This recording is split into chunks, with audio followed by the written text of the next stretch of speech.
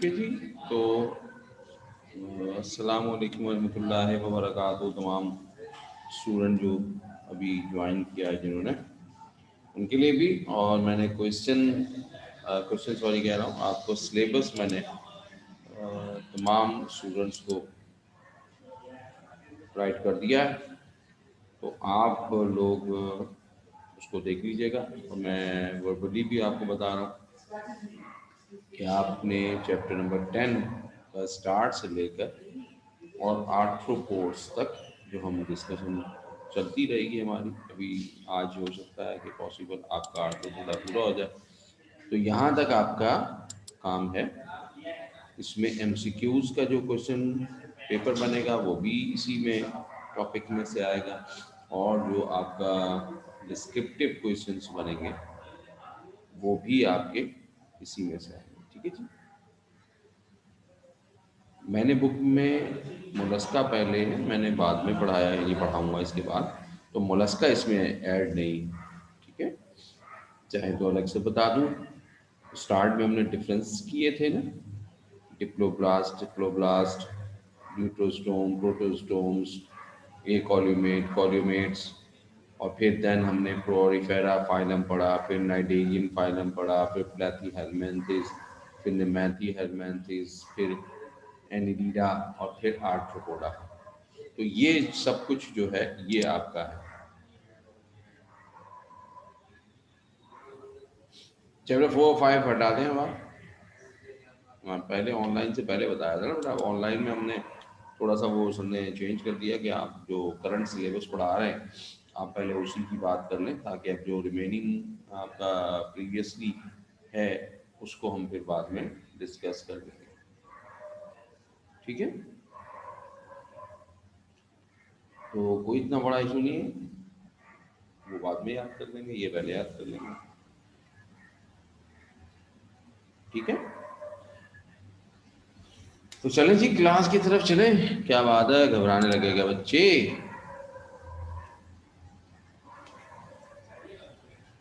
26 दिसंबर को है तो क्या हुआ, उसमें कौन सी टेंशन वाली बात है?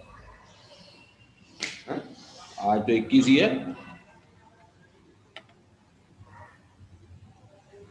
क्वेश्चन नोट से आएगा या कहीं से भी आएगा, क्वेश्चन का आंसर तुम्हें आ जाएगा। हाँ, रीजन भी उसमें पॉसिबल रीजन भी होगा, क्योंकि जोलॉजी का पोर्शन है बेटा ये। तो जोलॉजी का जो हमारे क्वेश्चंस होते हैं सारे, उसी पैटर्न पर आपको रीजन और नॉन रीजन मिलेंगे।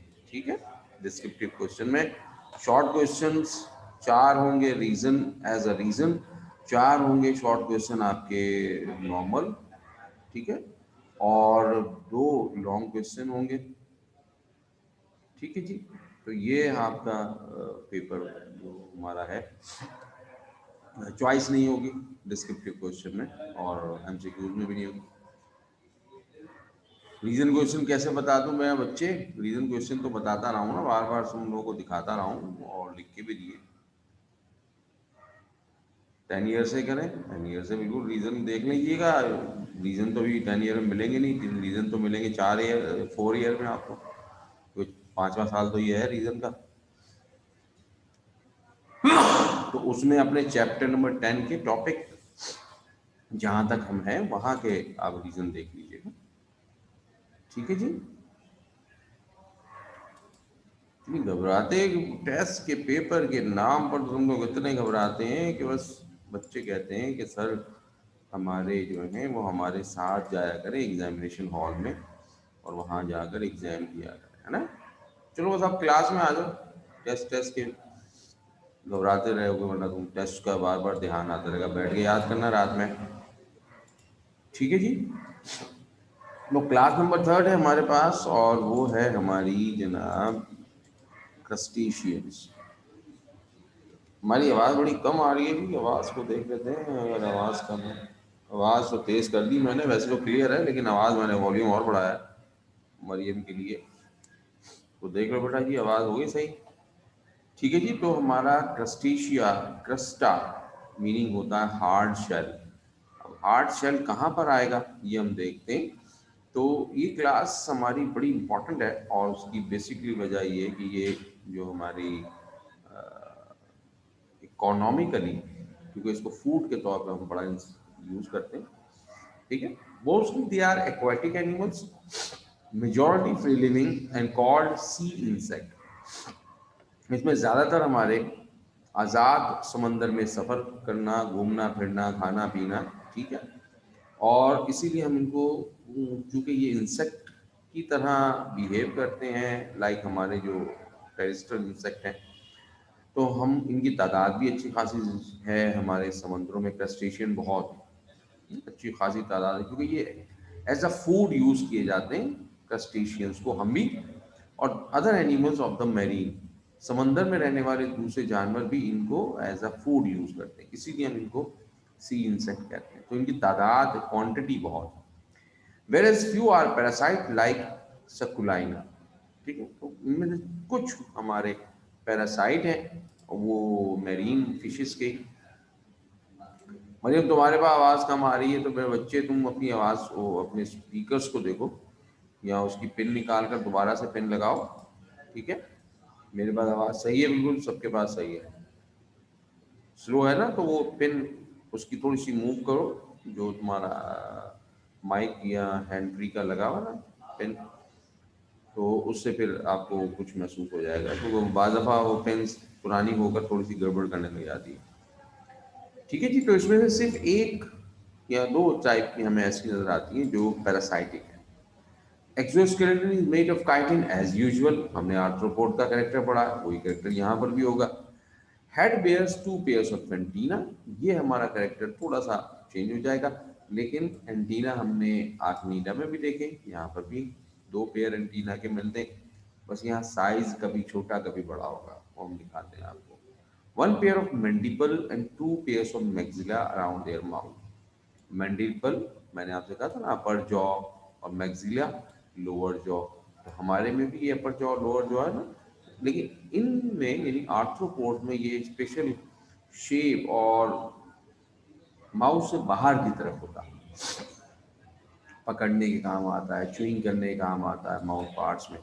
तो वो हमने आपको दिखाया था, तो इसलिए हम इसे मैंडिबल अगर हम देखें तो एक पेयर होता है, जबकि मैक्सिला इसमें दो पेयर होते हैं अराउंड द माउथ।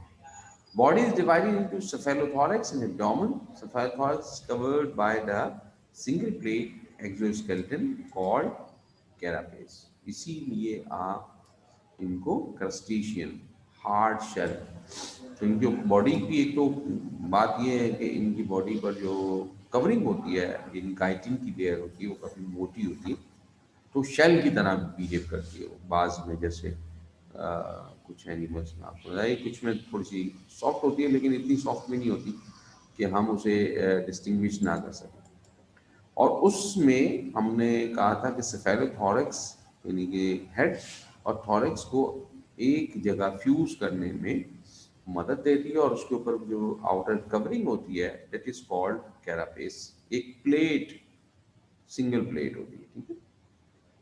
अपेंडिजेस इसमें मॉडिफाइड है, 5 pairs for walking, swimming, feeding और रेस्पिरेशन। रेस्पिरेशन भी अपेंडिजेस, क्योंकि अपेंडिजेस हमने क्या कहा था, जो बाहर बॉडी से किसी न किसी फंक्शन को परफॉर्म कर रहे होंगे, उन्हें आप अपेंडिजेस कहते हैं। इसमें बहुत छोटा सा आपको भी मिलेगा size, daphnia like water flea, cyclops, ये भी बहुत छोटा सा होता है, और साइक्युलरना जो रूट हेडेड बैरिंकल यानी कि हमारा, इनको हम कॉमनली कहते हैं पैलिमॉन, प्रॉन जिसको आप कहते हैं कैंसर यानी क्रैप, ये है हमारा जो आपके सामने तस्वीर नजर आ रही है, ये है डेफनिया।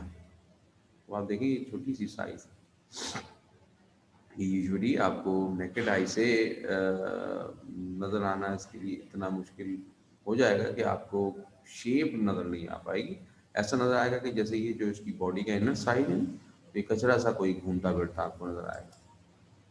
ये है हमारा सेक्युलाइना पैरासाइट, लगता क्रैब की तरह, ठीक है, लेकिन ये दरअसल सेक्युलाइना होता है। ये इसकी ये जो पूरी लोअर बॉडी एब्डोमेन है, ये किसी जो भी इसका होस्ट है लाइक फिश है डिफरेंट, तो ये उनके साथ चिपक जाता है, ठीक है।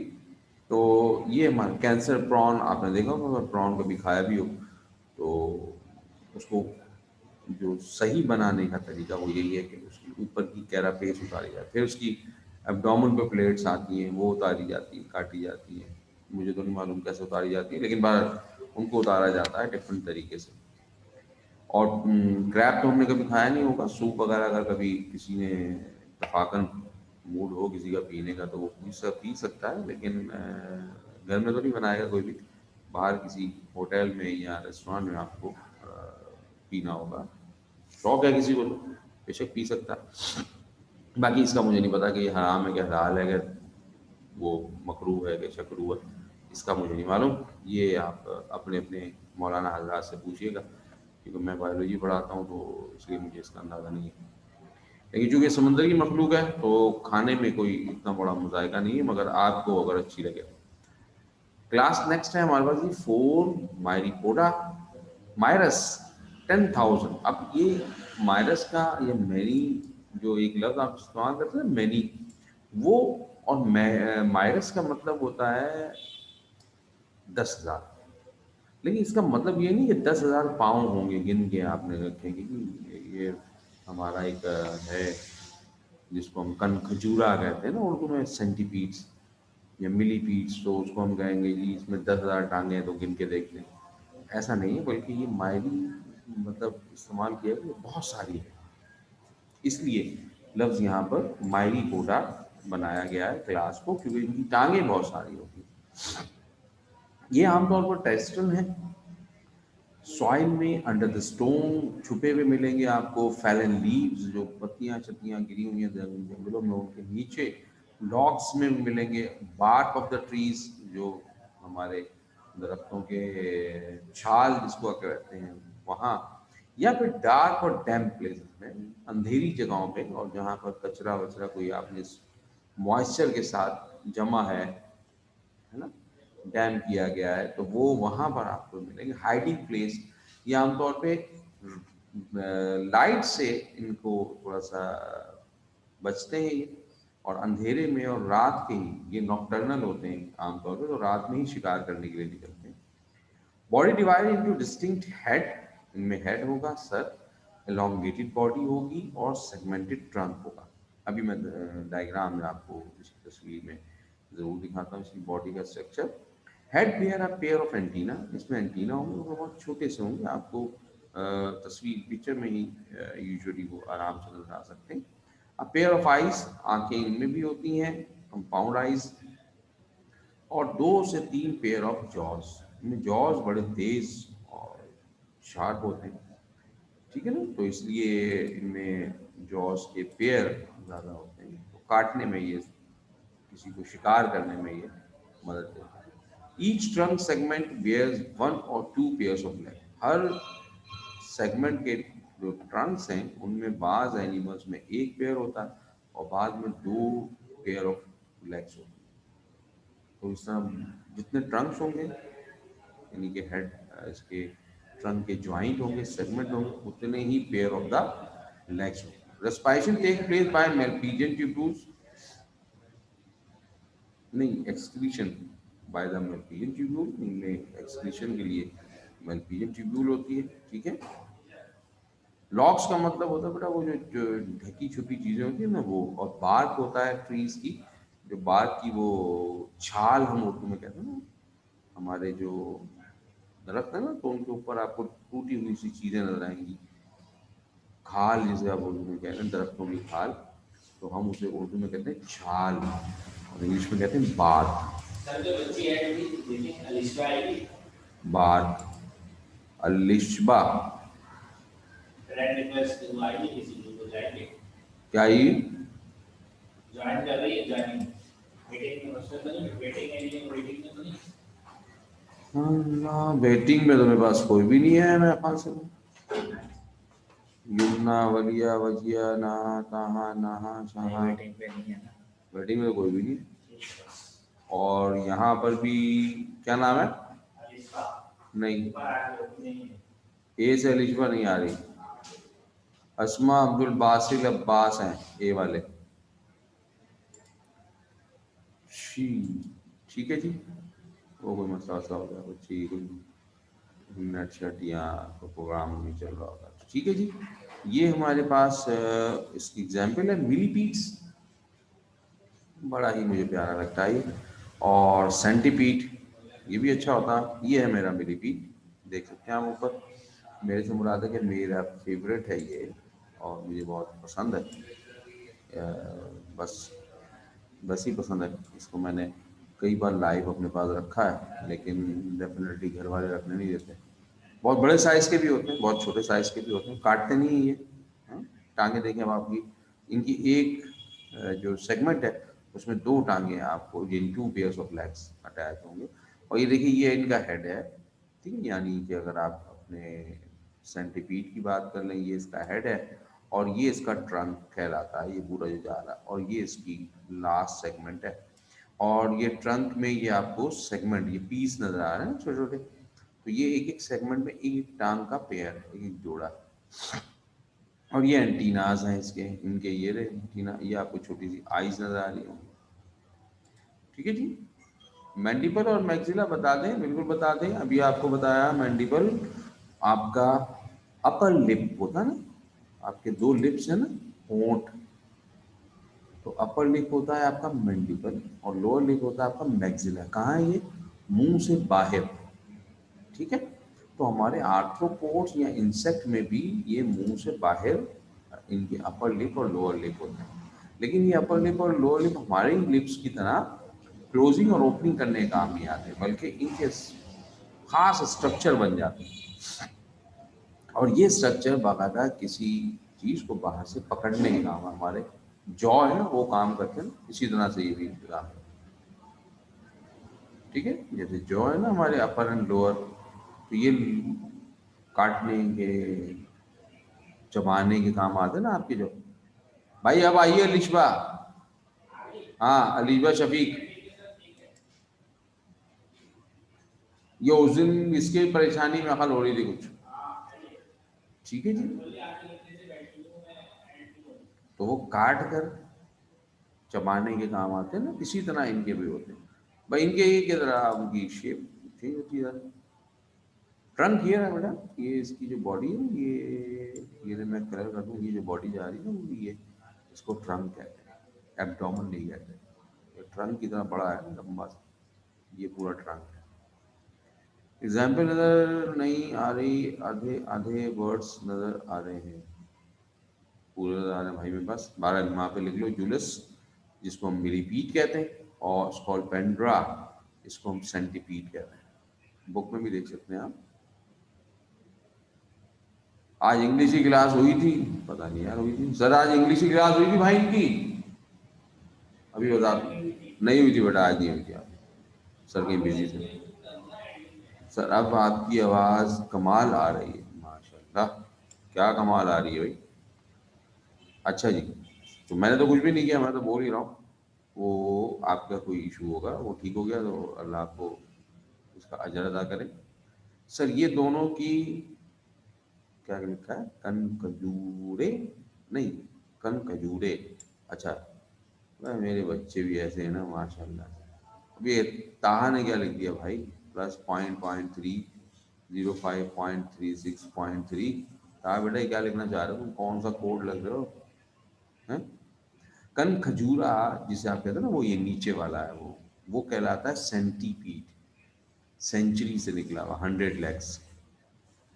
और ये जो मिलीपीड है, इसको हम कन खजूरा नहीं कहते। ये हमारे नॉर्मली हमारे जो ज़मीन के अंदर है वहाँ आपको ये मिलता है, और हमारे घरों में यूजुअली आपको नहीं मिलेगा। अगर घर के आपके बाहर छोटी कोई क्यारी वगैरह है, कोई या गार्डन बना हुआ है, तो वहाँ पर आपको ये मिल जाए, कौन?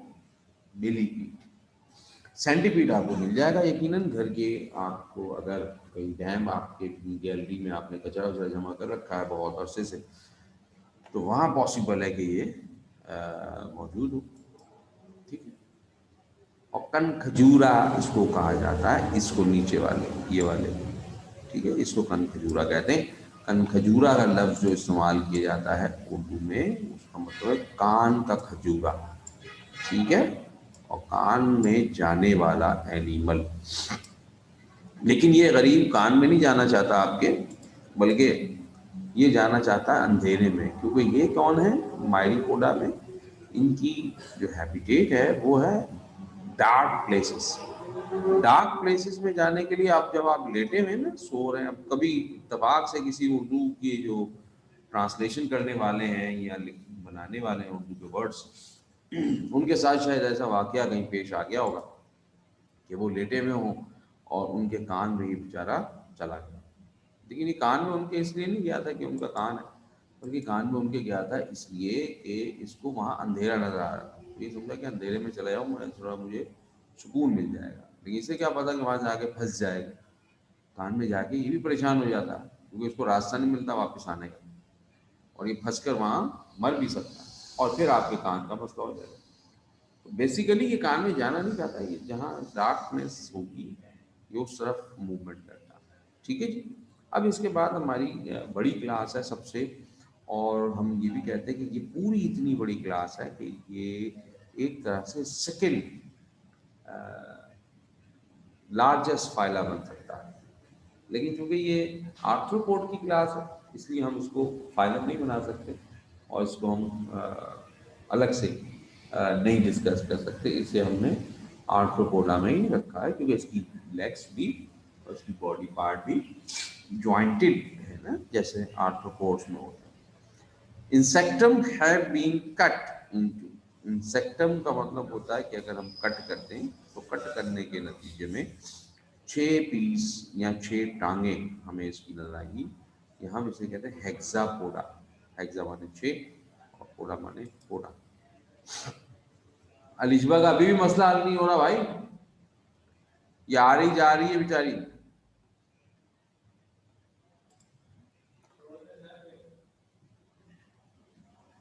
कभी 3-4 बार मैंने इसको बेचारी को कर दिया है, अल्लाह रहम करेगी बच्चों पे हमारे बेचारे नेट पर है। ठीक है जी। तो ये देखिए, this is the largest class of animal kingdom. It include more than 90% of arthropods. वो हमने एक छोटा सा चार्ट आपको दिखाया था ना, जिसमें हमने आपको एक छोटा सा क्वेश्चन भी दिया था। बुक आपके पास है यकीनन, अल्लाह करेगा हो, और उसमें हमने आपको पेज नंबर 213 पर चार्ट दिखाया था, और उसमें आपने चार्ट में लिखा हुआ देखा था कि इंसेक्टा में 75% हमारे आर्थ्रोपोड्स मौजूद हैं, अदर हमारे animals. These are usually terrestrial animal. आपने देखे बहुत सारे इंसेक्ट आप बार बार देखते हैं, और कुछ इसमें एक्वेटिक भी हैं। बॉडी, हेड, थॉरैक्स और एब्डोमेन, 3 पार्ट्स। हेड होता है, थॉरैक्स, और फिर उसके लास्ट में एब्डोमेन। बॉडी सेगमेंट 14 से 20, 6 cephalic segments, 3 thoracic and 6 to 11 abdomens। तो इसमें आमतौर पे 14 या 20 तक सेगमेंट आपको इंसेक्ट में मिलेंगे। उनमें से 6 सेफेलिक होते हैं। सेफेलिक का मतलब सर में, सर के 6 सेगमेंट। भाई अलिजबा का कुछ कह रही है सर, ना मुझे आपकी आवाज आ रही है ना स्क्रीन शो हो रही है, चार्ट में आंसर मुझे बिल्कुल आवाज नहीं आ रही। अब ये अलिजबा तुम्हारे साथ जो मसला है उस मसले का हल मेरे पास तो है नहीं मेरे बच्चे, ये तुम्हारे पास ही है। क्या बोलूं भाई इसको?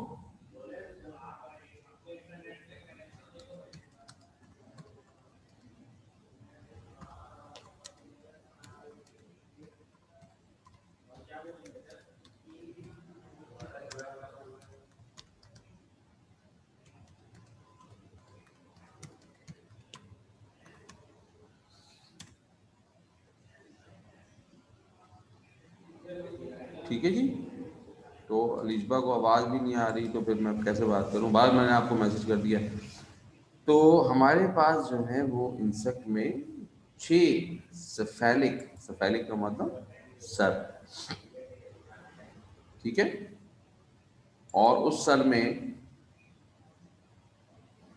और भाई इसको जवाब दो यार, ये मुझसे बेचारी बार बार चैटिंग करेगी। अवैध भाई अपने पास से दे दो ना वहीं से। वो बोली मेरी डिवाइस बिल्कुल ठीक है, मैं चेक करवाई है।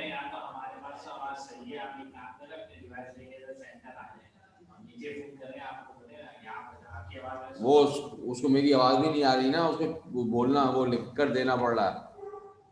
आप एक काम करें ना कि आप पढ़ाई छोड़ के खुद ही वो रिकनेक्ट होगी ना, पुलिस को समझ में आ जाएगा। नहीं, मैं आपसे ही कह रहा था कि वहां से चैटिंग पे आप जवाब नहीं दे सकते क्या? वो ओनली आप कर सकते हैं ना, मुझे परमिशन नहीं है।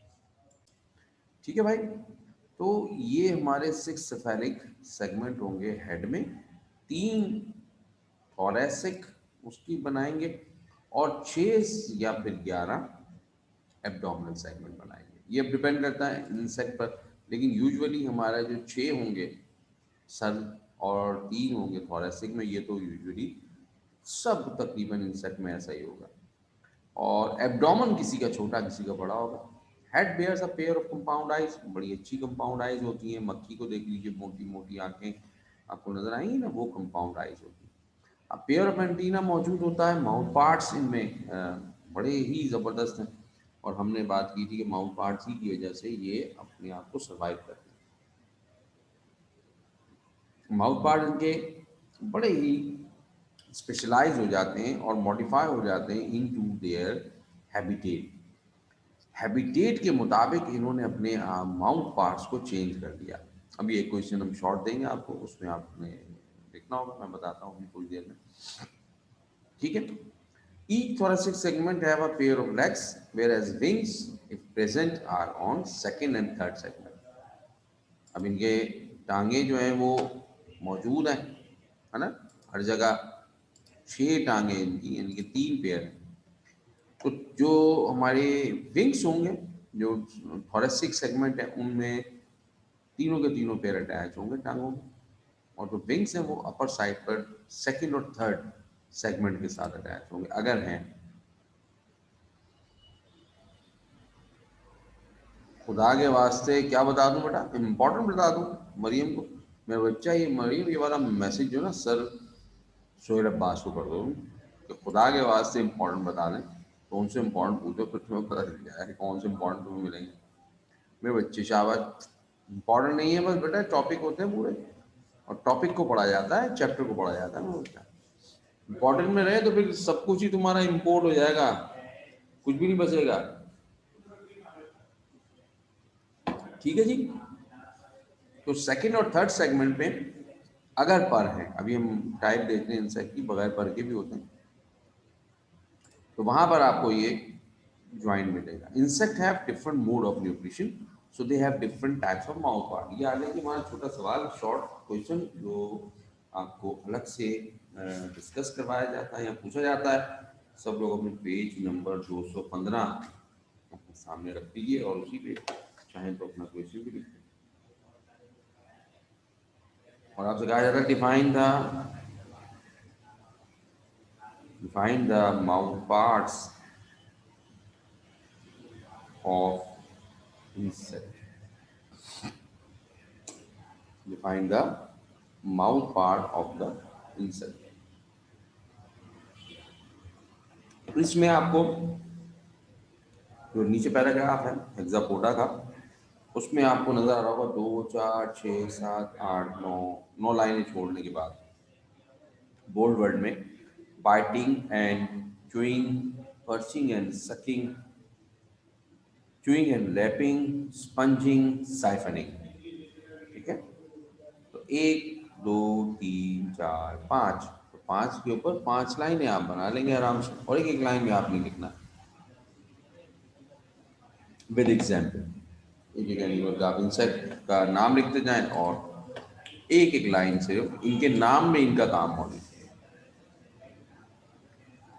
टेस्ट का सिलेबस बता दिया था मेरी बच्ची रेशपा को, कौन बताएगा? अभी मैं बताता हूँ भाई दोबारा। कहाँ गया मेरा मैसेज? अभी बताता हूँ बेटा रिजवा तुम्हें। अगर मेरी आवाज़ आने लग गई है तो अल्लाह करे तुम्हें मेरी आवाज़ आ जाए। तस्वीर तो आएगी अब जनवरी के बाद ही है, लेकिन आवाज आ जाए बस वो मेरी। आ गया ये। अलीशबा को बताने बेटा जी ये। अलीशबा आवाज आ गई मेरी, नहीं आई भाई? ये लो।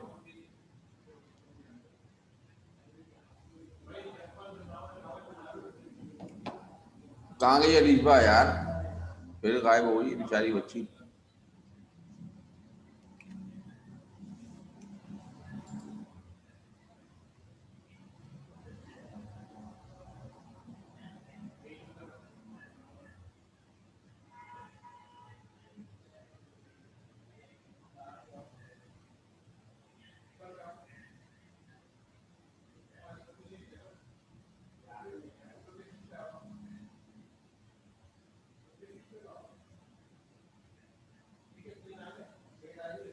मीना ने कहा जी आप सेगमेंट बता दें, किसी डायग्राम के भी बता दें बेटा। बहुत ख़राब मगर थोड़ा बहुत सुनाई दे रही है। तो अभी मैं तुम्हें मैसेज कर रहा हूँ तो अब तुम्हें पास मैसेज नहीं जा रहा, तुम फिर गायब हो गई कहीं। ठीक है जी, बिल्कुल यही बात है जी। मैं आपको वो कुछ जो भी होगा वो कर देंगे, अल्लाह भला करेगा आपका। और आपको मैंने पहले भी शायद कहा था कि आप मीटिंग में आ जाएं, इस यहाँ पर आकर सेंटर में आकर ना अपना ये दिखा दें। तो मे बी पॉसिबल कि कोई मसला हो बड़ा तो वो यहाँ सॉल्व हो जाएगा। डायग्राम में बेटा अभी मैंने अभी बल्कि इसमें आर्ट सपोर्ट में दिखा देता हूँ सेगमेंट को, मसला थोड़ी सेगमेंट को भी दिखाया जाए आपको, लेकिन वो शायद आपको थोड़ा सा समझ में आए। बाहर ये क्वेश्चन लिख लिया। क्वेश्चन में चले जी, पहला है बाइटिंग एंड च्यूइंग टाइप। ठीक है, कॉकरोच, लॉकस्ट, ग्रास होपर, इनमें अगर हम माउथ पार्ट देखेंगे तो ये काटने और फिर चबाने के काम आते हैं। माउथ पार्ट कौन होगा इसमें? इसमें लेब्रम, लेबियम, मैक्सिला, मैंडिबल। तो आप लेब्रम और लेबियम की बात ना समझें, आप मैक्सिला और मैंडिबल जो कि हम देख चुके हैं बार बार, तो आप उनकी बात को समझें। ठीक है, तो मैक्सिला और मैंडिबल जो है वो यहाँ पर बाइटिंग, काटने और फिर उनको मुंह में डालकर चबाने के काम आते हैं। तो उसे कहते हैं बाइटिंग एंड चूइंग टाइप। दूसरी टाइप के हमारे पास होते हैं पर्चिंग एंड सकिंग। आपने देखा, आपको मॉस्किटो काटता है, काटने के लिए काटती है। ठीक है, तो मच्छर जो होता है वो मेल वो नहीं काटता, हमेशा फीमेल मॉस्किटो काटती है। तो वो फीमेल मॉस्किटो जब काटती है तो पर्चिंग करती है, पहले एक छोटा सा चुटकी नोचती है। उस चुटकी के नतीजे में वो आपके स्किन को एक निडल अंदर डाल देती है, जिससे प्रोबोसिस कहा जाता है। ठीक है, और फिर स्ट्रॉ, उस प्रोबोसिस के अंदर स्ट्रॉ होती है, वो स्ट्रॉ से वो सक करती है। तो उसे कहा जाता है perching and sucking type of mouth. फिर chewing and lapping, honey bee. Honey bee क्या करती है कि हमारा जो फ्लावर होता है, फ्लावर का सेंटर में हमारे आमतौर पर जो एक चीज़ है जिसे हम फीमेल पार्ट भी कहते हैं फ्लावर का, तो उसमें हम देखते हैं तो उसमें ये हल्का सा एक च्युइंग करती है, चबाती है पहले। चबाने के नतीजे में उसका ऊपर का हिस्सा थोड़ा सा ओपन हो जाता है, खुल जाता है। खुलने के नतीजे में वहाँ से नेक्टर निकलना शुरू होता है। तो ये नेक्टर को चाटने लगता है, लेपिंग करना शुरू होता है। House fly spongin. मक्खी को कभी गौर से देखिएगा, यहाँ दो चार चीनी के क्यूब छोटे से डालकर आप उसको क्लोज करके देखिएगा, तो वो ना तो सक कर रही होगी ना चूइंग कर रही होगी, बल्कि अपने माउथ में से उसके एक मोटा सा स्पंज लाइक स्ट्रक्चर निकलेगा, और वो उस स्पंज के स्ट्रक्चर को आपकी जो शुगर का क्यूब है छोटा सा उस पर लगा रही हो। तो जिससे हमारे घर में हम कोई पानी या कोई चीज़ गिर जाती है तो स्पंज होता है ना हमारे पास, तो हम स्पंज से सॉक करते हैं। तो इसी तरह हाउस फ्लाई का जो माउथ पार्ट है वो स्पंजी, जबकि बटरफ्लाई का माउथ पार्ट जो होता है वो साइफनिंग। साइफनिंग का मतलब कि इसका माउथ पार्ट भी मैं दिखाता हूँ सारे माउथ पार्ट आपको। वो माउथ पार्ट जो है वो गोल रोल बना हुआ होगा, और जब उसको किसी बटरफ्लाई में वो करना होता ना किसी फ्लावर के अंदर, तो उस फ्लावर में से ये सीधा करके आराम से रस चूसे। ये देखिए जनाब, हमारे पास पहला है बाइटिंग च्यूइंग।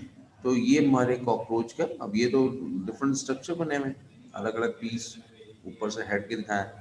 तो ये बीच में जो हमारा होगा ना, ये बाइटिंग करने का काम आएगा, और ये साइडों पर इसके लेबियम होते हैं, जिसकी बात हम नहीं कर रहे फिलहाल, ठीक है।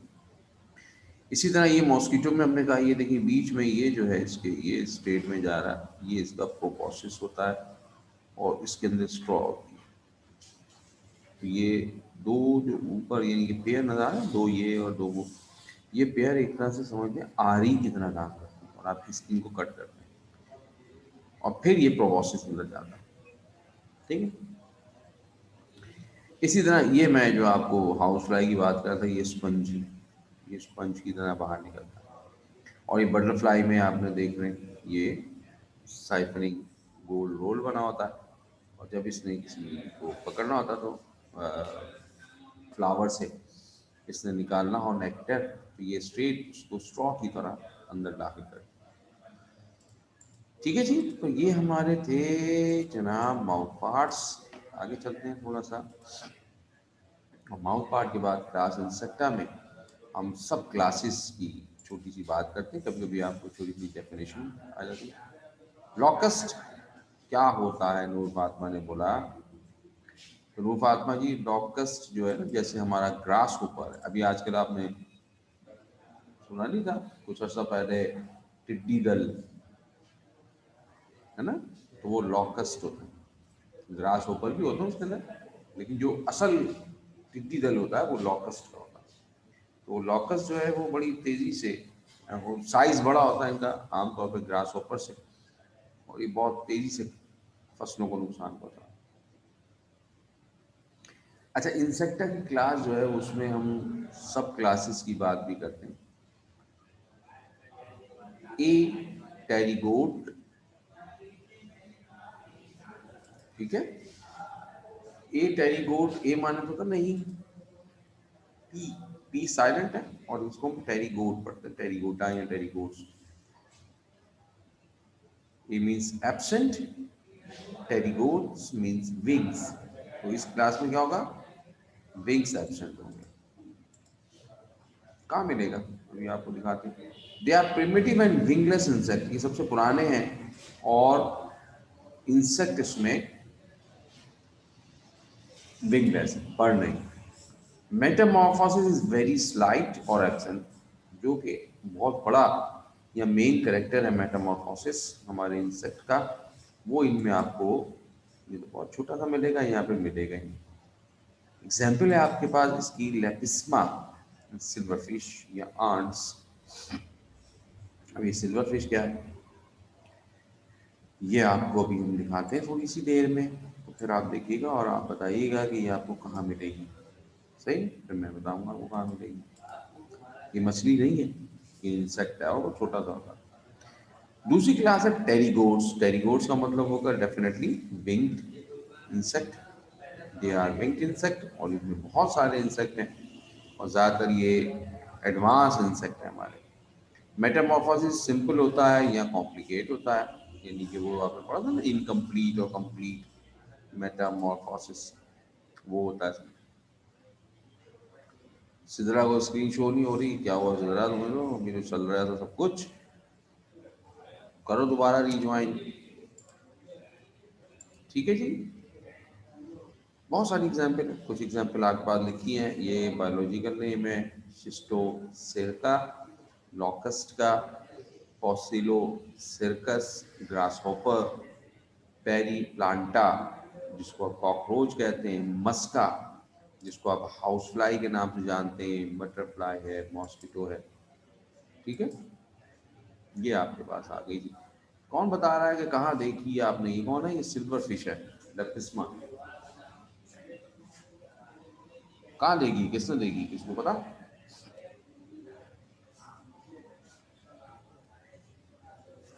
ठीक है, कौन बता रहा है, कौन कौन है जो इसको देख चुका है? इसको तो शायद नहीं देखा होगा, इसको देखा होगा। और वो मैं बताता हूँ क्यों नहीं देखा होगा। ये है लेपिस्मा, ठीक है, जिसे आप कहते हैं क्या, सिल्वर फिश। चलो बोलो भाई, किसने देखा इसको? इतने सारे बच्चे हैं।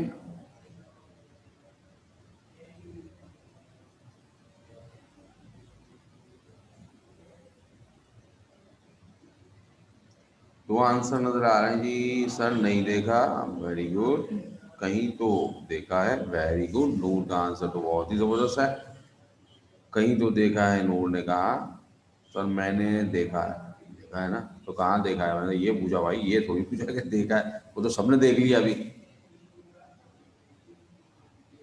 सर्वे खाने पर होता है, समझ में नहीं आया भाई। देख तो सबने लिया अब मैं बच्चे, ये सिल्वर फिश, ये आपको मिलेगी अगर आपने अपनी बुक्स, किताबें किसी एक जगह रखी। घर में देखा है, वेरी गुड, घर में देखा है, नूर ने सही कहा, घर में देखा है। तो घर में या किसी भी स्टोर रूम में आपने जहां पर पेपर्स अपने रखे हैं, न्यूज़पेपर रखे हुए हैं या बुक्स रखी हुई हैं, पुराने कापियाँ किताबें या कोई भी और अदर लाइक पेपर, आपके न्यूज़पेपर्स हैं, वो जहां आपने रखे वहां पर आपको ये मिलेगा और पेपर्स के नीचे मिलेगा। और जैसे ही आप सफाई कभी करना पसंद करेंगे बुक शेल्फ में, मरियम ने कहा बिल्कुल ठीक कहा, तो आप जैसी बुक शेल्फ में अगर बहुत सारी बुक्स हैं, आप बहुत टाइम हो गया आपने पढ़ा ही नहीं, तो जैसे ही आप हटाएंगे तो उसमें आपको ये नजर आ जाएगी। इसको हम सिल्वर फिश इसलिए कहते हैं कि अगर आपने ये पकड़ी तो आपके हाथ में सिल्वर स्केल्स बहुत बारीक होते हैं, चुभेंगे नहीं आपको, लेकिन वो आपको लग जाएंगे। कासिम भाई को ये बाग में नजर आई, बच्चे कासिम ये कोई और चीज बाग में देखी होगी तुमने, ये नहीं बाग में नजर आएगी, ठीक है। ये नजर आएगी बुक शेल्फ्स में, यहाँ बुक जहाँ आपने स्टोर करके रखी है, न्यूज़पेपर स्टोर करके। बुक शेल्फ में ही क्यों होती है, इसका हैबिटेट है ना, इसने पुराने पेपर्स को एज अ फूड यूज करना होता है और इसको उसी जगह पर रहना पसंद है। तो हर एनिमल का अपना स्कूल बैग में, कासिम भाई के स्कूल बैग में भी वही है। तो स्कूल बैग इसका मतलब बहुत कोई एक साल बाद स्कूल बैग उठाया होगा ना, कम से कम 2-3 महीने बाद तो उठाया होगा ना, जब वो हो गई थी लॉकडाउन लास्ट टाइम, इसलिए स्कूल बैग में कॉपीज हैं, कॉपीज में ही आ गए। ठीक है जी। तो और ये जो है हमारा ये इसकी लार्वा, ठीक है। तो इसमें जो मेटामॉर्फोसिस है वो हमने कहा कि बहुत माइन्यूट होता है, और ये लार्वा आपको बहुत सारी टांगों के साथ नजर आ रहा है, लेकिन जब ये एडल्ट होगा कुछ ही टाइम बाद तो सिर्फ इसकी 3 पेयर्स ऑफ लेग्स होंगी, विंग्स नहीं होंगे, पर नहीं है इसमें। ठीक है जी। अच्छा, एक हमारा बीच में जो रह गई थी बात, मैं हाथ पीछे चला हूँ, एक सवाल था बच्चे ने किसी ने पूछा, और वो था कि सेगमेंट हमें बता। ये देखो बेटा, जिसने भी सवाल पूछा था, मैं मुझे याद नहीं रहा, लेकिन मुझे इतना याद आया कि सेगमेंट की बात। सेगमेंट का मतलब होता है ये एक पीस, एक प्लेट नजर आ रही है, मैंने ब्लू कलर कर दिया इसको, इसको कहते हैं सेगमेंट। ये टांग है ना, ये टांग का ये यहाँ तक ये एक पीस हो गया, एक सेगमेंट हो गया। और ये माय फेवरेट एनिमल की एक एक पीस जो आपको नजर आया ना, that is called segments. Clear जी। जिस बच्चे को भी सवाल पूछा था उसका मैंने जवाब दे दिया आपको।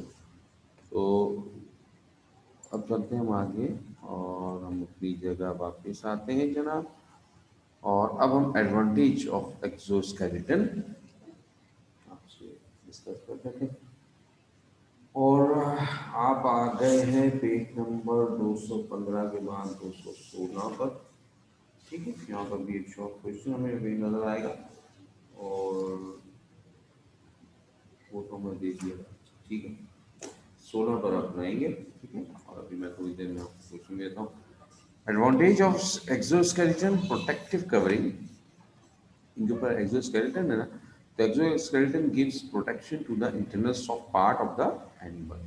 तो ये हमारे इंसेक्ट के जो सॉफ्ट पार्ट्स हैं इंटरनल, उनको ज़रा प्रोटेक्ट कर देता है ताकि वो ख़राब ना हो।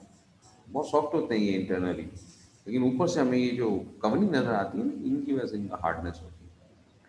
Surface for attachment, exoskeleton also provide the better surface for attachment of the muscles. अब इनकी बॉडी को मूवमेंट करने के लिए इनकी टांगों को हरकत करनी है, इनकी विंग्स को हरकत करनी है, तो इनके परों को हरकत करने के लिए भी मसल्स की जरूरत है। मसल्स होंगे तो हरकत होगी। जैसे आपकी टांगें, आपके हाथ हैं, तो ये खाली गोश्त जो आपका है ना, ये खाली गोश्त नहीं है, बल्कि ये एज अ मसल्स काम कर रहा होता है, और ये थ्रेड लाइक स्ट्रक्चर्स होते हैं जो हमारी हड्डियों को खींच रहे होते हैं और कभी रिलैक्स कर रहे होते हैं। तो इनको, क्योंकि इनका इंटरनल पार्ट तो बिल्कुल सॉफ्ट है, तो अब मसल किसके साथ अटैच है, तो मसल इनके एक्सोस्केलेटन के साथ अटैच होकर मूवमेंट में मदद देते हैं। Exoskeleton is divided into segmental plates which can move each other. तो ये हमारे मूवमेंट में मदद देती है हमारे इंसेक्ट को, इसलिए बड़ा ही ज़रूरी है एक्सोस्केलेटन। और एक सवाल हमने शॉर्टली किया था, वाई इंसेक्ट या आर्थ्रोपोड्स परफॉर्म एक्डाइसिस, है ना। तो अब यहाँ पर मॉल्टिंग और एक्डाइसिस, ये इनके लिए बड़ा ज़बरदस्त है, क्योंकि the periodic shedding of the exoskeleton and secret new skeleton is called molting or ecdysis. It controlled by the molting hormone called ecdysone. तो यहाँ पर हमारे पास ये एक्डाइसोम जो है वो खास एंजाइम निकलता है।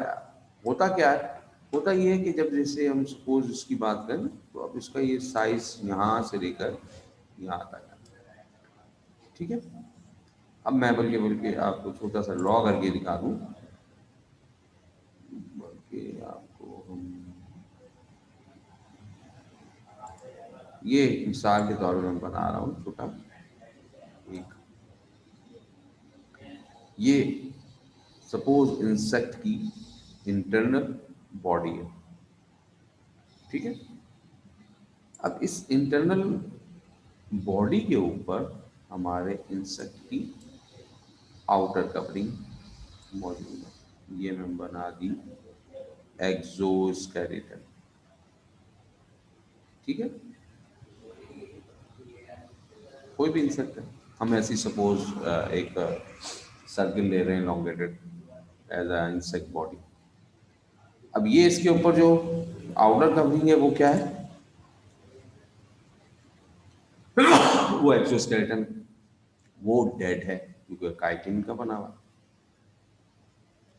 इंटरनल बॉडी लाइव है, और लिविंग ऑर्गेनिजम्स अपने स्ट्रक्चर को थोड़ा सा ग्रो करते हैं, बढ़ाते हैं। अब ये बढ़ना शुरू हुई, साइज में इजाफा कर रही है, लेकिन आगे क्या प्रॉब्लम आ रही है, आगे प्रॉब्लम आ रही है कि ये कवर है ऊपर। अब कवर को क्या किया जाए, कवर को फिर शेड ऑफ कर दिया जाता है, ठीक है। अब कवर को बॉडी के ऊपरी या निचले हिस्से कहीं से भी, जैसे यहाँ से कट कर दिया, और कट करने के बाद उसने शेड ऑफ कर दी, ये पूरा स्ट्रक्चर है बाहर से, ये बाहर रह जाएगा, और एनिमल जो है वो इससे बाहर आ जाएगा। तो इस वक्त जिस वक्त ये प्रोसेस शुरू करना होता है, उस वक्त हमारा एक्डाइसोम एक्टिव होता है, और ये इस प्रोसेस को करने में, इसकी शेड ऑफ करने में मदद देता है। और ये बॉडी बाहर आने के बाद थोड़ी देर स्टेबल होती है, और स्टेबल होने के बाद फिर ये दोबारा से अपने ऊपर कवरिंग चढ़ा देती है। तो ये कवर उतारेगा भी और कवर दोबारा करवाएगा, तो बगैर कवर के जिंदा नहीं रह सकते, सॉफ्ट बॉडी, ठीक है, बड़ी जल्दी टूट जाएंगे। तो ये बात हम पहले भी कर चुके थे, और इसमें हमने छोटा सा एक शॉर्ट क्वेश्चन भी आपको एज अ रीज़न भी दिया था। इंसेक्ट से होने वाली बीमारियां बहुत ही कॉमन सी हैं, और ये हमारी इंसेक्ट बॉर्न डिजीज़ भी कहलाती हैं। इंसेक्ट बॉर्न डिजीज, इंसेक्ट की वजह से, जैसे वाटर बॉर्न डिजीज है ना, पानी की वजह से होने वाले। मॉस्किटो एज यूजुअल आपको याद है, एनाफ्लिस और vector of human malaria. Vector किसे कहते हैं? वेक्टर कहते हैं जो कैरियर हो, जो लेकर जाए हमारी बीमारी को, और वो बीमारी को हम तक पहुंचाए। हमसे बुरा तो कोई भी एनिमल हो सकता है, जिस एनिमल पर भी ये वेक्टर काम कर रहा है।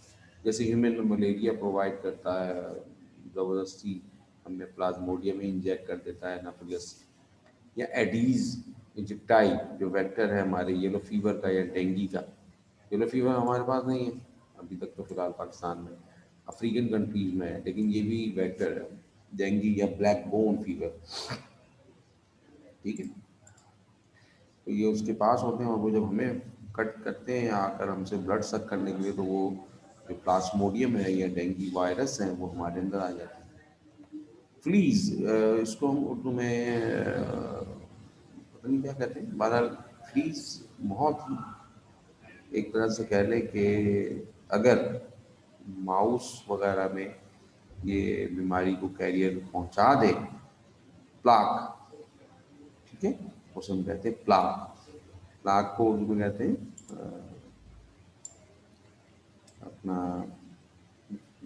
समझ में नहीं आ रहा वो, ताउन, ताउन की बीमारी।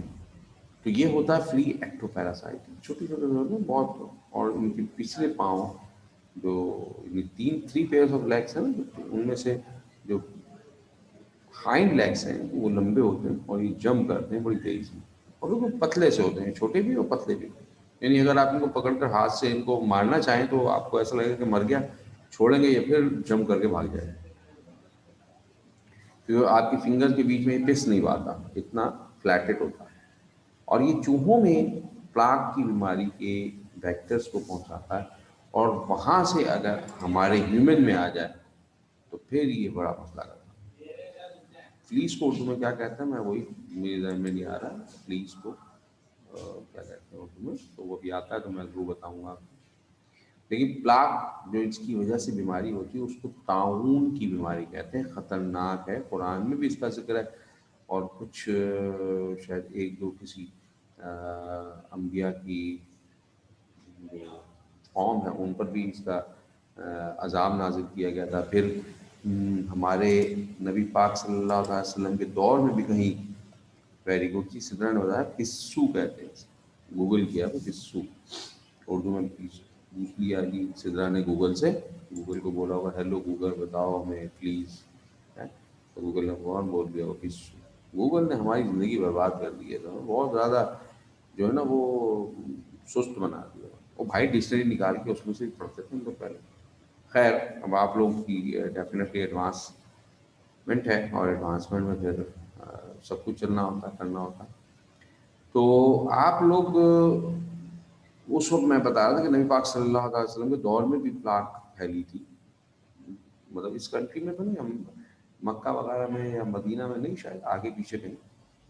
और हमने अपने पेरेंट्स से भी सुना कि हमारे यहाँ पाकिस्तान बनने के बाद भी शायद इसको प्लाग की कोई बीमारी चली थी। तो ख़तरनाक होती है, बड़ी तेज़ी से फैलती है, जैसे आप आजकल रोना रो रहे हैं ना हमारे कोविड का, इसी तरह इसकी भी बड़ी तेज़ी से, यानी एक अगर एरिया इफेक्ट होगा तो दूसरा एरिया बड़ी जल्दी इसका इफेक्ट शुरू हो जाएगा, और अगर उसे रोका, आइसोलेट नहीं किया, उस एरिया से निकलने वाले लोगों को बंद नहीं किया गया, वहीं जी वहीं बैठ गया, तो ये फिर आगे एरिया और बढ़ते चले जाता है। बाहर फ्लाइज हैं, the species of flies, house fly मुख्तलिफ किस्म के जरासीमों को गंदगी से होती है, टाइफाइड या और बहुत सारे जरासीम है, कॉलरिया, डिजेंट्रीज, डायरिया, ये बीमारियां फैलाने का बायस बनती हैं। ग्रास ऊपर मॉथ, बटरफ्लाई और beetles, they are called pest. तो ये जो होते हैं ये आमतौर पे फॉरेस्ट में या दरख्तों के, या हम जो फसलें लगाते हैं या फ्रूट है या सीड ग्रेन या स्टोर ग्रेन है हमारी जो हमने जमा करके रखी है, तो ये उनको आमतौर पर डैमेज करते हैं, बीमारी को नहीं फैलाते हैं लेकिन उन्हें डैमेज करते हैं। ये Lepisma they found in book shelf destroy old books, जिसकी अभी हम बात कर रहे थे, आपसे पूछा था सिल्वर फिश का, और आपने बताया भी था एक ने शेल्फ का, बाकी सब नहीं बताया। ठीक है जी। एक सवाल है अपनी मिन्हा ने पूछा है, सर आर्थ्रोपोड्स में विंग्स एडल्ट होने पर डेवलप होते हैं या स्टार्ट से ही तो नहीं होते जैसे कॉकरोच में? स्टार्ट से। कॉकरोच में जो है वो मेटामॉर्फोसिस जब होता है ना, जब वो छोटे होते हैं तो वो मेटामॉर्फोसिस होता है उनमें इनकम्प्लीट।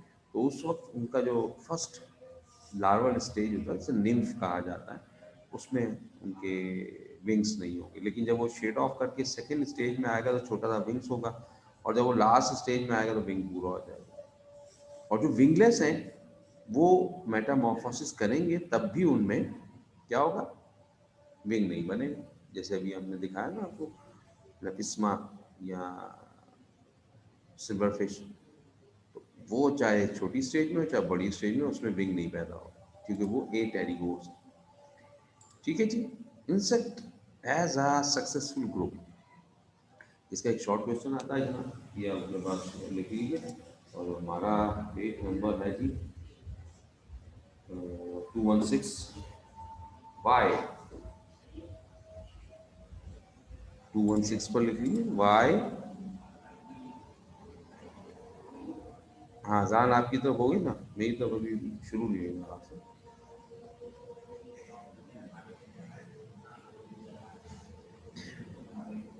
शुरू हो गई, मैं भी फिर वेट कीजिए क्वेश्चन लिख पाता हूँ। क्यों नहीं, अजान का बताने का, और अजान शुरू हो गई थी। ठीक है जी, तो आप 216 पर क्वेश्चन लिख लीजिए। Why insects are why insects are called successful group of animals. Why insects are called successful group of animal? Insect इतना सक्सेसफुल ग्रुप क्यों है? हमने बात की थी पहले भी कि इंसेक्ट ने सबसे मेन काम तो ये किया है कि जहाँ रहता है वहीं के हिसाब से अपने आप को अडॉप्ट कर लिया। वहाँ रहने के लिए उसने अपनी स्ट्रक्चर में चेंज किया, उसने खाने पीने में चेंज किया, उसने माउथ पार्ट में चेंज किया। ठीक है, तो अगर ये कर लेंगे आप तो आप उसी जगह के रहने में आसानी हो जाएगी। मिसाल के तौर पर मैंने अगर आपको शायद बताया हो कि अगर हम आपको उठाकर नॉर्थ पोल या साउथ पोल ले जाएं तो आपको कुछ अर्सा वहाँ रहने में सर्वाइव करने में परेशानी होगी, लेकिन आहिस्ता आहिस्ता फिर आपको वहाँ की आदत हो जाएगी।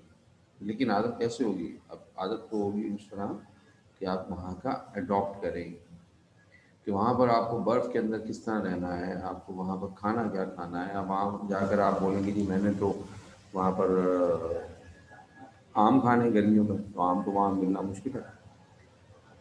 तो इस तरह से ये एडॉप्टेशंस होती हैं वो, कि आप जहाँ पर मौजूद हैं वहीं पर उसी तरह से आप गुजारा करें और अपने आप में चेंज पैदा करें, क्योंकि आप माहौल को चेंज नहीं कर सकते। सक्सेसफुल ग्रुप के बाद क्या है जी, मैंने कहा था ग्रुप ऑफ एनिमल्स। तो अब उन्होंने स्ट्रक्चर में एडॉप्टेशन की। They have well developed brain and sense organ. इन्होंने अपने सेंस ऑर्गन बनाए, एंटीना है, आईज है, एंटीना पर बहुत ज़बरदस्त सेंसर लगे होते हैं, और पाँव पाँव जो है इनके लेग्स, उन लेग्स में भी इनके सेंसर लगे होते हैं। जैसे आपने कभी अ, शिकार करते हुए देखे ना इसको, स्पाइडर को, तो फिर आपको पता चलेगा। ठीक है, इसी तरह they develop mouth parts according with the requirements of food available.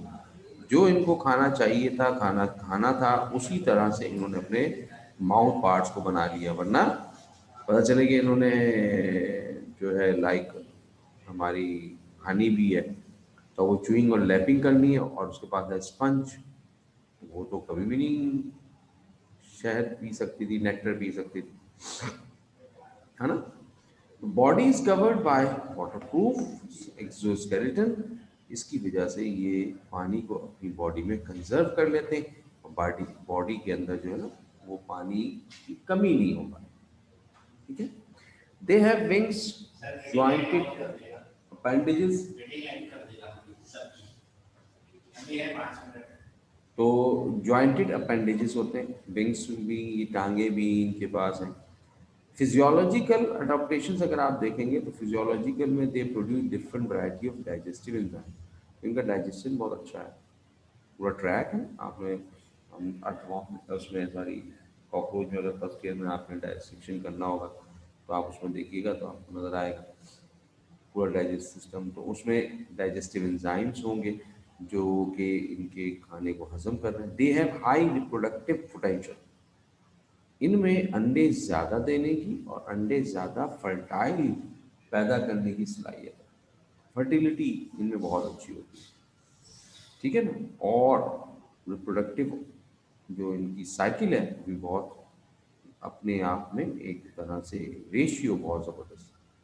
Metamorphosis increase their chance of survival even in the extreme environment. अब मेटामॉर्फोसिस इनको वो कैसे इनको इन्वायरमेंट में बचाता है। मिसाल देते हैं आपको बहुत आसान सी, अभी है ना सर्दियाँ चल रही हैं तो आपने देखा होगा जो हमारी मॉस्किटो है वो आपको कम नज़र आ रहा होगा, कल उसका कोई चांस कहीं से घूम फिरता हुआ तो बाहर बैठ जाए मगर को, है ना, तो आपको कोई दो चार नज़र आ जाएंगे। लेकिन यही गर्मियों के वक्त आप बाहर बैठ जाएं तो बड़ा ही मुश्किल हो जाएगा आपको बाहर बैठना। क्यों? क्योंकि इस वक्त इनका लार्वा जो है वो पानी में अभी भी है लेकिन लार्वा एडल्ट नहीं बन रहा और उसने अपने आप को मेटामॉर्फोसिस को थोड़ा सा स्टॉप कर दिया। गर्मियों में यही लार्वा हर 2 दिन के बाद अपने स्टेप को चेंज कर लेता है और जल्दी से वो प्यूपा बनता है और एडल्ट बन जाता है। यहाँ पर वो महीना भर लार्वल स्टेज को ही गुजारता है, तो इस तरह ही आराम से सरवाइव कर लेते हैं। अब एक्सट्रीम कंडीशन में एडल्ट सरवाइव नहीं कर सकता। मॉस्किटो है ना एडल्ट फॉर्म में, वो इस वक्त ठंडी हवा में मर जाएगा गरीब। तो इसलिए उन्होंने क्या किया, लार्वल स्टेज को ही अपनी जगह पर फ्रीज कर लिया। तो ये भी एक इनकी टेक्निक है जिससे इन्होंने अपने आप को बचाया। Social adaptation, they live in a coordinate society which increase adaptability to environment. Ants हैं, हनी बीज हैं, ये सोशल इंसेक्ट है। इन्होंने क्या किया हुआ, इन्होंने अपने आप को चेंज किया हुआ और ये मिलकर काम कर। ये हमजा कौन आ गया भाई, क्लास स्टार्ट नहीं होगी, क्लास खत्म हो रही है बेटा, उसके बाद स्टार्ट होगी 7:30 को ए वालों की, ठीक है। अगर ए वाले इसमें आ गए, मैंने एडमिट कर दिया तो वो आराम करेंगे। हाँ, ए की क्लास बेटा अभी 7:30 बजे, 7:30 के बाद, ठीक है जी। तो ये हमारा हो गया बात, हमारी आज की बात ख़त्म करते हैं ऑलमोस्ट। और इकोनॉमिक्स की जो है वो भी अगर हम देख लें, इकोनॉमिक इम्पॉर्टेंट इंसेक्ट की, ये हमारा वहाँ शुरू में टॉपिक हमें मिलता है लेकिन हम यहाँ डिस्कस कर लेते हैं और ये भी शॉर्ट में आपसे पूछ लेते हैं। Right, the economic importance of insect simply. तो इसमें आपके बेनिफिशियल इंसेक्ट भी आते हैं, ठीक है, जो आपको फ़ायदा पहुंचाते हैं, लाइक कमर्शियल प्रोडक्ट्स बना कर देते हैं। हनी, हनी भी है ना, तो वो हनी बनाती है और दुनिया में हमारे billion of tons every year इसको इस्तेमाल किया जा रहा है। अभी आज ही पाकिस्तान में भी इमरान खान साहब ने जो है वो एक billion tree, Honey billion trees का इफ्तिताह किया। तो उसमें हमने जो वो तरफ लगा रहे हैं जहाँ हनी भी अच्छी ग्रो करती है, तो ज़्यादा शहद बनाने की सलाहियत पैदा हो जाएगी पाकिस्तान में अगर वो तरफ ग्रो कर गए तो। फिर इसके कॉम से हम वैक्स बनाते हैं, ठीक है, ये नेचुरल वैक्स कहलाती है। Apiculture, forming of honey B is called apiculture, ये एमसीक्यूज में आप लगा लीजिएगा। जबकि sericulture, forming of silk worm is called sericulture, ये भी एमसीक्यूज में आपसे पूछ लेते हैं, ठीक है। ये जो हमारा किसी ज़माने में हम रेशम का कपड़ा पहना करते हैं, ओरिजिनल रेशम का, अब तो हम पहनते ही नहीं, वो तो आर्टिफिशियल ही आता है ना। तो ओरिजिनल हम जो रेशम का कपड़ा पहना करते थे वो हमारा ये था, वो इसी से बनता था ओरिजिनल, ठीक है। तो वो हमारे यहाँ फॉर्मिंग की जाती है। अब हमारे यहाँ नहीं की जाती, जापान में की जाती है। ये जो इकोनॉमिक इम्पोर्टेंस है ना, ये 213 पेज नंबर पर है, तो वहाँ पर आप एमसीक्यू लगा लीजिए। Apiculture is the farming of honey bee और sericulture is the farming of silk worm. Japan में अब भी सिल्क वॉर्म को पाला जाता है और इससे सिल्क बनाई जाती है। यूजफुल प्रीडेटर, हमारे बहुत सारे इंसेक्ट ऐसे हैं जो हमारी क्रॉप में मौजूद पेस्ट को मारते थे। कॉम बेटा छत्ते हो गए थे, शहद की मक्खी का छत्ता हो गया, और ये उनका शिकार करके इनको खाते थे जो भी और दूसरे में। तो ये दूसरे लार्वा के इंसेक्ट को खा जाते, तो उससे हमारे फसल को का नुकसान कम से कम होता है। Scavengers, some insects are scavenger, they eat up dead animals and vegetable matter। तो ये भी हमारे लिए फायदेमंद है। जो डेड एनिमल्स हैं और जो खराब सब्जियां और फ्रूट्स हैं, दालें हैं, तो ये उनको भी खाने वाले हैं, तो हमारा कचरा कम हो जाता है। हार्मफुल में भी हमने पढ़ा था, डिसीज कॉज करते हैं, बीमारियां पैदा करते हैं, है ना। और बीमारियां पैदा करते हैं मुख्तलिफ किस्म की, जैसे हमारे अभी प्लाज्मोडियम से मलेरिया हो गया, दूसरा हो गया, अभी बात की ना आपसे। तो ये हार्मफुल हो 213 पर है बेटा, बुक में पेज नंबर 213 पर है। और इसी तरह ये हमारी क्रॉप को भी नुकसान पहुंचाते हैं, क्योंकि वहाँ पर अंडे देंगे, अंडों से लार्वा निकलेंगे, और वो लार्वा हमारे उस क्रॉप को, उसके पत्तों को खाएंगे, कोई उनके रूट्स को खाता है, कोई उनके फ्रूट को खाता है। तो ये भी हमारे लिए बड़ा लॉस हो जाता है इकोनॉमिकली। ठीक है, तो अगर इकोनॉमिक इंपॉर्टेंस की बात करेंगे तो इस तरह से आप दोनों हेडिंग लगा के बेनिफिशियरी, फायदे वाले और नुकसान वाले, इन दोनों को लिखें। ठीक है, चलिए आज के लिए